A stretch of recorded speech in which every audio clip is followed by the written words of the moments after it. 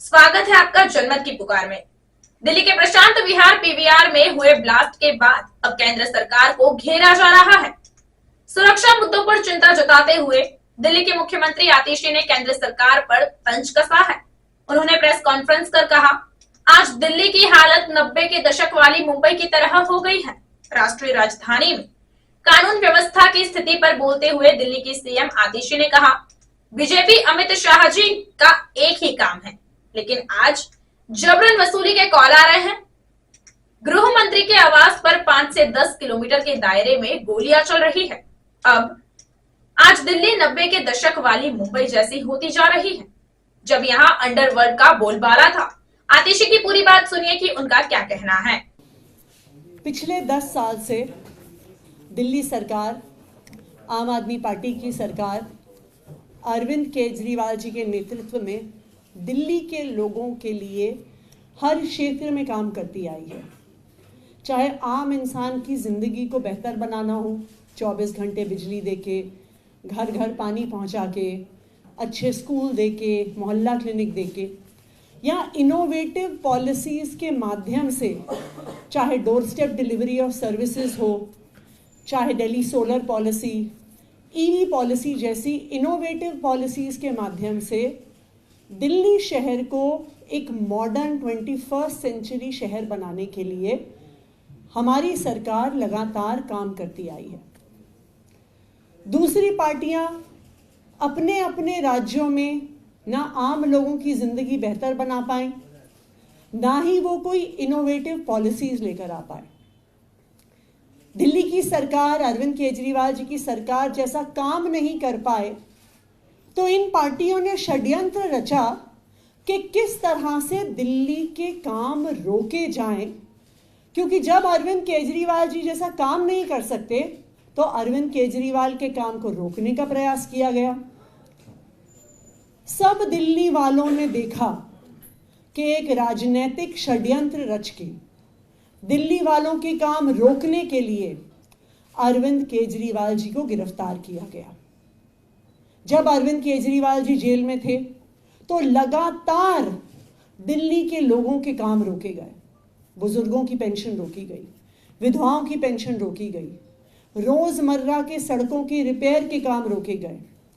कई लोगों को, दिल्ली सरकार के कई एम्प्लॉयज़ को उनकी तनख्वाह मिलनी बंद हो गई, ईवी पॉलिसी बंद हो गई, दिल्ली जल बोर्ड की सामान्य पानी सीवर की समस्याओं का निपटारा बंद हो गया।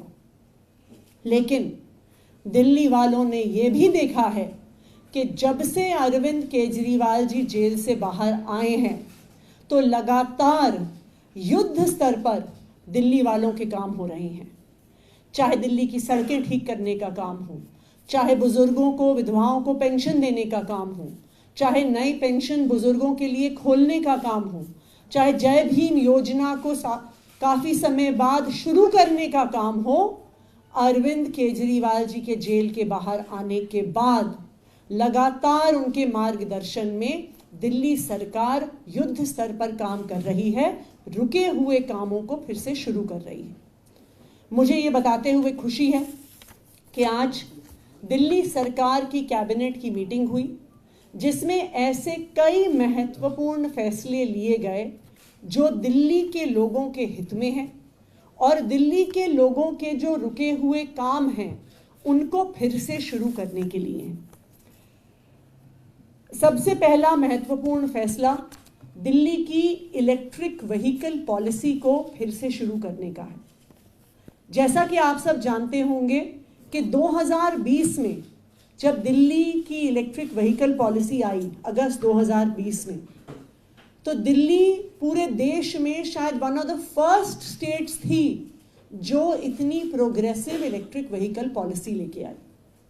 इस पॉलिसी का क्या नतीजा हुआ? इस पॉलिसी का नतीजा हुआ कि जहां 2019-20 में 4% से कम व्हीकल्स इलेक्ट्रिक होते थे दिल्ली में, दिल्ली सरकार की ईवी पॉलिसी आने के बाद 2023-24 का अगर हम आंकड़ा देखें तो दिल्ली में टोटल रजिस्टर होने वाले सभी व्हीकल्स में से 12% इलेक्ट्रिक व्हीकल्स थे, जो हाईएस्ट इन द कंट्री है, यानी किसी भी और राज्य में इतना high percentage of electric vehicles registration नहीं था, नंबर 1। और ये नेशनल एवरेज जो 6% है उसका दुगना है। तो दिल्ली की अरविंद केजरीवाल जी की ईवी पॉलिसी देश भर में सराही गई, और ये तो सिर्फ 2 व्हीलर्स 3 व्हीलर्स और गाड़ियों के लिए पॉलिसी थी। ईवी बसेस खरीदना तो इससे बिल्कुल अलग था।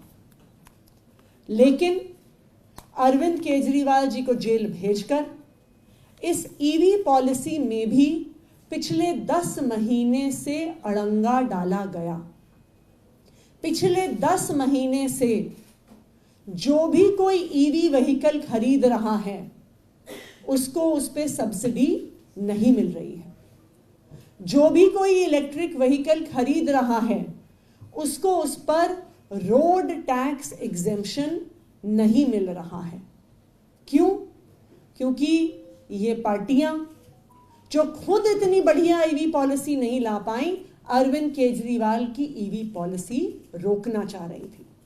लेकिन मुझे खुशी है इस बात की कि आज फिर से दिल्ली सरकार के कैबिनेट ने ईवी पॉलिसी स्टार्ट करने का निर्णय लिया है।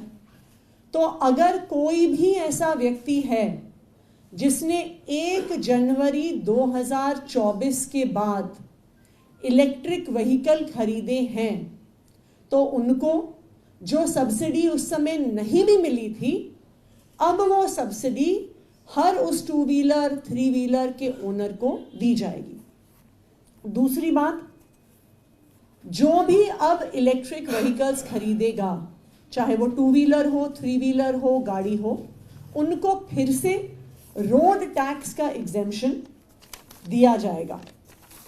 ईवी पॉलिसी को 30 मार्च 2024 तक एक्सटेंड किया गया है, और मैं सभी दिल्ली वालों से ये आग्रह करना चाहूँगी कि जितने ज़्यादा से ज़्यादा लोग इलेक्ट्रिक व्हीकल्स खरीदेंगे, उतना ज़्यादा से ज़्यादा दिल्ली शहर प्रदूषण से लड़ पाएगा। दिल्ली सरकार प्रदूषण के खिलाफ इस युद्ध में प्रतिबद्ध है, और ईवी पॉलिसी इसका एक बहुत महत्वपूर्ण हिस्सा है। ये कितना है? अभी चल रही है पीसी। दूसरा एक इम्पॉर्टेंट डिसीजन जो आज कैबिनेट में लिया गया, दिल्ली सरकार में एक Delhi schedule cast SC ST OBC minorities handicapped के लिए एक फाइनेंशियल एंड डेवलपमेंट कॉरपोरेशन है। ये corporation SC ST OBC minority handicapped लोगों को लोन्स देती है कि वो अपना कुछ बिजनेस सेटअप कर सके। लेकिन जो साजिश दिल्ली सरकार के खिलाफ रची गई, जो तनख्वाहें रोकी गईं, उसमें DSF DC भी शामिल था। यहाँ के 125 एम्प्लॉयज़ को जनवरी फरवरी के महीने से अपनी तनख्वाह नहीं दी जा रही थी। हर बार इनको तनख्वाह देने की फाइल आगे बढ़ाई जाती थी तो उसमें कोई ना कोई अड़ंगा डाल दिया जाता था। लेकिन मुझे खुशी है इस बात की कि आज दिल्ली सरकार के कैबिनेट ने 17 करोड़ का grant in aid Delhi schedule caste financial and development corporation को देने का निर्णय लिया है। तो जिन जिन लोगों की भी इस कॉरपोरेशन में तनख्वाह रुकी हुई थी, जनवरी फरवरी के महीने से आज तक की तनख्वाह उन्हें दी जाएगी, और आने वाले समय के लिए भी उनको तनख्वाह हर महीने बिना रुके हुए मिलेगी।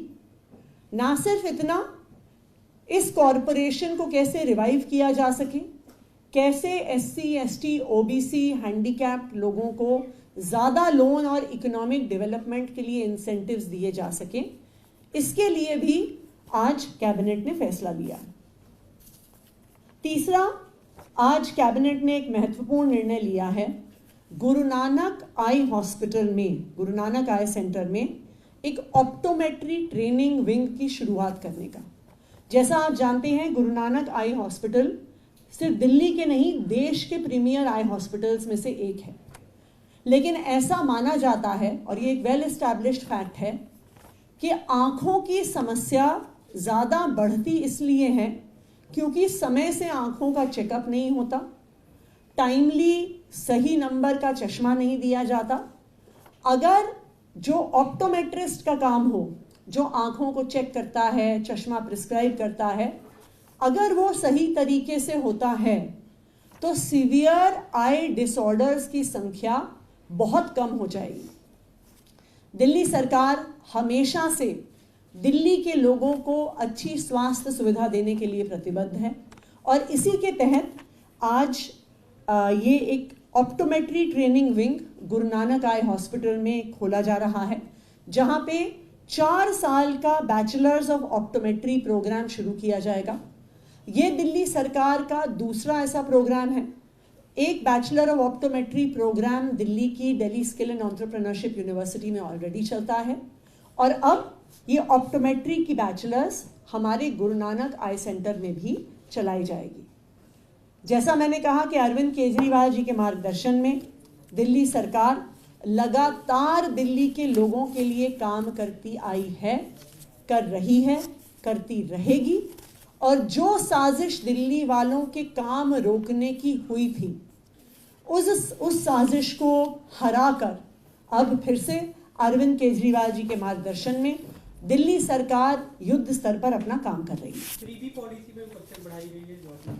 ईवी पॉलिसी 30 मार्च 2025 तक रहेगी, 31 मार्च। कितनी सब्सिडी ईवी पर मिल रही है उसको अगर वो मिल जाए, और दूसरा ये कब से रुका रहा था, कितने ऐसे वाहन हैं जिनको ये सब्सिडी और रोड टैक्स रिडक्शन नहीं मिला?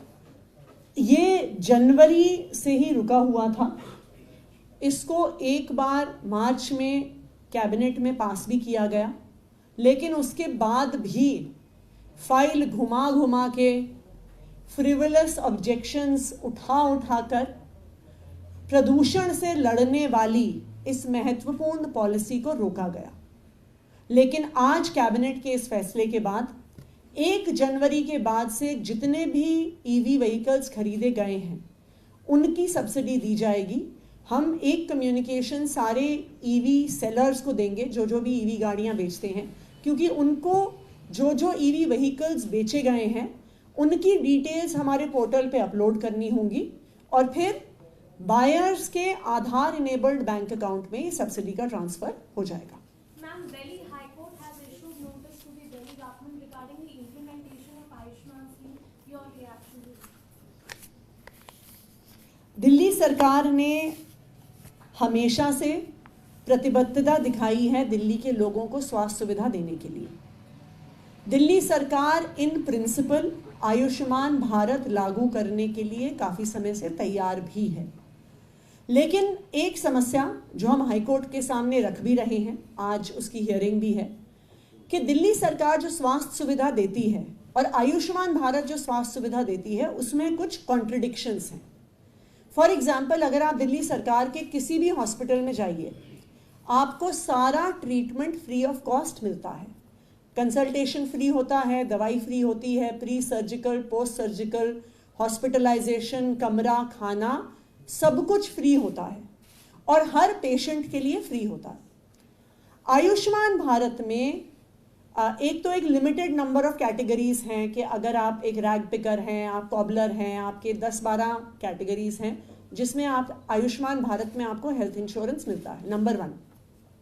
नंबर 2, उसमें बहुत सारी एक्सक्लूजन्स हैं। अगर मेरे घर में फ्रिज है तो मैं आयुष्मान भारत के तहत इंश्योरेंस नहीं ले सकती। अगर मेरे पास 2 व्हीलर, 3 व्हीलर या 4 व्हीलर है तो फिर मैं आयुष्मान भारत का फ़ायदा नहीं उठा सकती। अगर मेरे पास पक्का घर है तो मैं आयुष्मान भारत का फ़ायदा नहीं उठा सकती। सेकंड, एक इम्पॉर्टेंट कॉन्ट्रडिक्शन ये है कि आयुष्मान भारत किसी भी एक परिवार पर 5 लाख प्रति साल की कैपिंग लगाता है।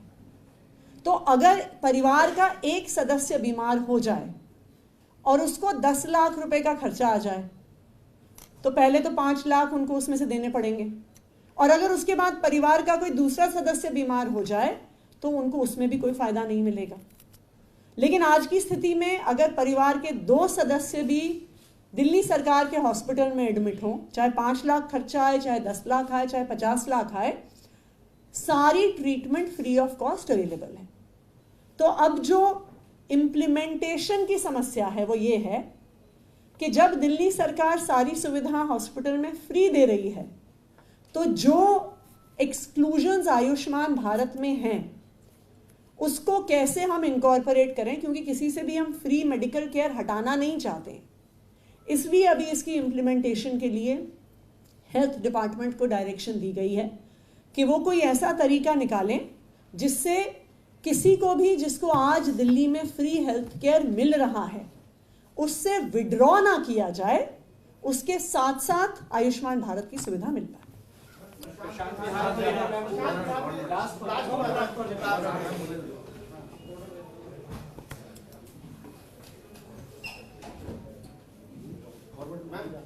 विहार में अभी एक संदिग्ध हालत में धमाका हुआ है, लो इंटेंसिटी का ये ब्लास्ट बताया जा रहा है, लगभग 11:45 की घटना है।